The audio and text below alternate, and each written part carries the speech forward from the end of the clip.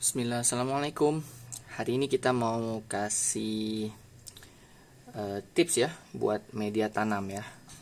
Nah, ini media tanam ini bisa berbeda-beda ya, tergantung tempat, tergantung yang nanam juga bebas ya.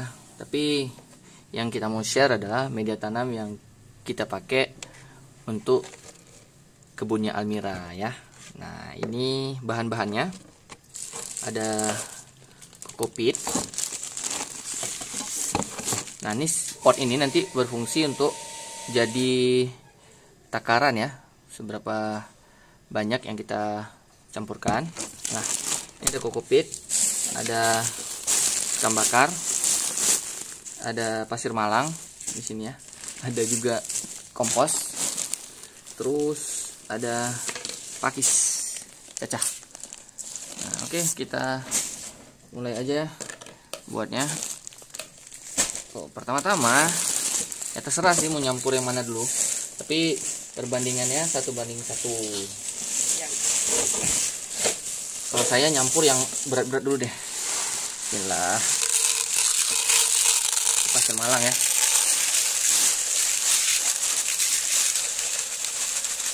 Berasa tuh. Yang gede nih kayaknya bukanya. Sama pasir malang ya, 1 pot. Masalah nih debu. 1 pot.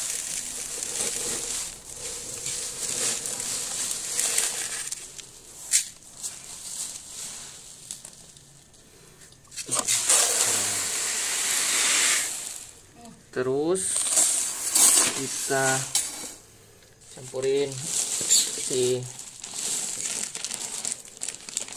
kompos ya, juga 1 pot. Nah, fungsi media tanam dia ada 2. Pertama tuh fungsi kimia, satu lagi fungsi fisik. Nah, fungsi fisik dia bertujuan untuk agar si tanaman itu kuat menjalani terpaan hidup dari angin ya, angin. Jadi biar si tanaman dia berdiri dengan kokoh ya. Nah, dalam pencampuran juga kita pastikan setiap elemen yang kita campur ini campur dengan baik ya. Jadi si media tanam kita juga perlu dia poros tapi juga terjaga kelembapannya. Nah, kalau fungsi kimia tadi, fungsi dari media tanam adalah fungsi kimianya itu untuk makanan dari si tanaman. Nah, ini bisa kita dapat dari kompos, dari ikan bakar, banyak lagi ya. Nah, ini berbeda yang ngasih tips masalah media tanam. Mungkin komposisinya juga bakal berbeda. Nah, untuk mencegah dari kebingungan, ntar kalian bingung nanti ya. Kalau memang tanamannya itu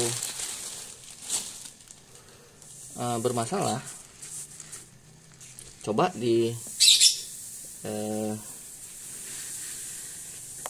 pakai dengan media mix ya. Tapi kalau memang tanamannya baik-baik aja dengan media tanam yang kalian sekarang buat, ya stop dah, ajar terus, nggak apa-apa. Saya nanti rajin dipupuk juga, karena saya pernah lihat di salah satu IG ya, salah satu IG yang dia menekuni kultur jaringan. Saya lihat ada tanaman yang hanya hidup dari air dan disupport oleh suplemen-suplemen kimia. Nah, dia ditaruh di pot transparan gitu. Tapi alhamdulillah hidup ya. Itu aglonema, jenis aglonema. Tapi bukan air yang full di pot transparan, tapi hanya disupport oleh si nutrisi-nutrisi tanaman tersebut. Nah, jadi pada dasarnya kalau memang dia sudah hidup dengan baik, kita nggak usah khawatir banget sama media tanam. Tapi kalau misalnya kita lihat daunnya tidak tambah besar, kemudian makin layu, nah ini baru kalian harus khawatir dengan media tanamnya. Nah, kita mau bagi yang media tanam biasa kita pakai ya. Nah, tadi kita campurkan juga sekam bakar. Terus kita campur pakis cacah. Pakis cacah ya.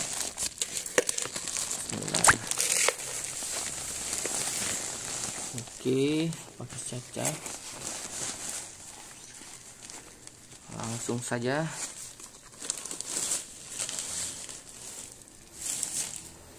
Nah, memang kalau kita mau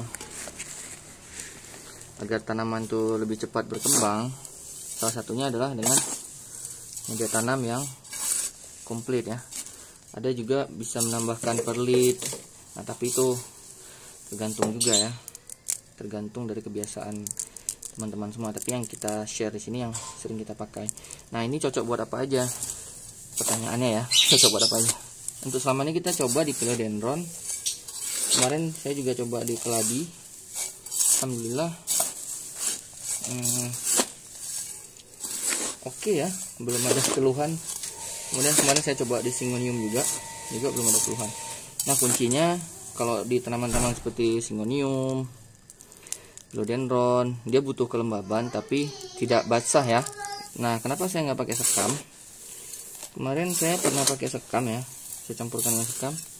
Nah, si kutunya itu banyakan ya, banyakan. Jadi mungkin karena sekamnya juga saya nggak fermentasi ya. Cuman kalau kita fermentasi sekamnya lagi bakal butuh waktu yang sangat lama ya. Jadi ya kita hilangkan saja sekam. Yang penting sih media tanam ini fungsi fisik dan fungsi kimianya ada. Nah, kalau saya lihat dengan kombinasi beberapa media ini, tingkat kelembabannya sudah cukup ya, kemudian korositasnya pun dapat. Jadi menurut saya ini sudah memadai ya. Nah, yang terakhir ya, kokopit. Nah, ini fungsinya untuk menahan air yang buat kelembapan ya, kokopitnya. Kita kasih perbandingan 1 juga. Oke. Nah, kalau yang mau nambah furadan boleh juga kita tambah furadan ya. Biar dia nggak ada kutunya ya, boleh juga. Tapi kalau yang nggak mau ya nggak apa-apa. Kebetulan saya karena di rumah yang di lahan belakang ini dekat sama sumber air ya, jadi saya sedikit mengurangi pemakaian bahan-bahan kimia biar sumber airnya tidak tercemari. Oke, ini aja yang perlu kita campurin. Yang mau ikut seperti yang kita buat boleh, yang mau punya cara sendiri juga boleh, bebas ya, bebas. Insya Allah sama-sama punya cara masing-masing ya. Nah, dalam kita buat media tanam juga, kalau memang ada bahan-bahan yang di sekitar kita seperti daun bambu, kotoran kambing mungkin ya, kotoran lembu. Tapi kalau untuk kotoran kambing dan kotoran lembu nih diupayakan jangan yang masih anget ya, ntar bisa berdampak buruk bagi tanamannya. Diupayakan yang memang sudah diendapkan dan sudah menjadi tanah ya. Nah, kalau misalnya daun bambu bisa juga kita pakai. Nah, tinggal nanti kita atur aja tingkat korositasnya, kemudian fungsi fisiknya agar tanaman itu bisa berdiri dengan baik ya. Nah, sebenarnya tricky tapi gampang juga. Nah, Nah, sebenarnya ya media tanam ini kuncinya di korositas, kelembaban, ya tergantung tanaman ya, tergantung tanaman. Kalian juga harus pelajari lagi bagaimana si tanamannya. Nah, tapi yang ini yang sudah kita praktekkan di beberapa tanaman seperti Syngonium, aroid ya khususnya, Syngonium,